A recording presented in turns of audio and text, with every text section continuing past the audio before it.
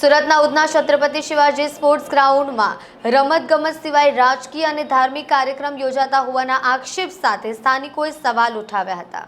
મહાનગરપાલિકા દ્વારા ઉધના વિસ્તારમાં છત્રપતિ શિવાજી સ્પોર્ટ્સ ગ્રાઉન્ડ રમતગમત ક્ષેત્રે થતા કાર્યક્રમો કરવા માટે બનાવવામાં આવ્યો છે, પરંતુ અહીં દૂર દૂર સુધી ક્રિકેટ કે વોલીબોલ સહિતના કોઈપણ પ્રકારના કાર્યક્રમો થવાને બદલે રાજકીય અને ધાર્મિક કાર્યક્રમ થતા હોવાના આક્ષેપ સ્થાનિકોએ કર્યા છે।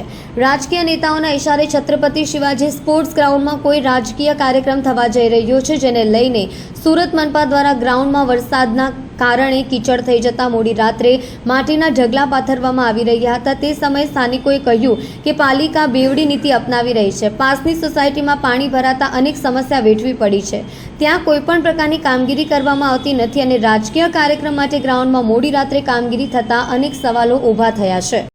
જી, આપણું નામ? જી, મારું નામ ઉલ્લાસભાઈ માળી છે। ઉલ્લાસભાઈ, કઈ રીતનું કાર્યક્રમ આવતીકાલે છે અને હાલ કઈ રીતની પ્રક્રિયા એસએમસી દ્વારા હાથ ધરવામાં આવી છે?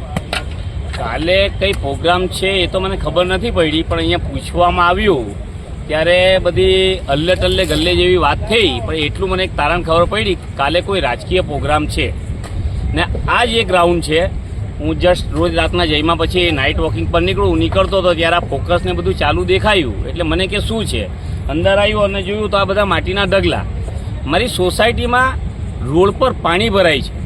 આ એસએમસીને છેલ્લા 2 મહિનાથી હું કમ્પ્લેન કરું છું, ત્યાં એ લોકોને રોડ પર આ માટી પાથરવાનું લોકો લપસી જાય છે, ત્યાં એ લોકોને ફુરસદ નથી ને આ ક્રિકેટનું ગ્રાઉન્ડ છે, સ્પોર્ટ્સ સંકુલ છે, અહીંયા ગાડી આ લોકો ગ્રાઉન્ડિંગ પાથરે છે। સ્પોર્ટ ગ્રાઉન્ડમાં આ માટી નાખવું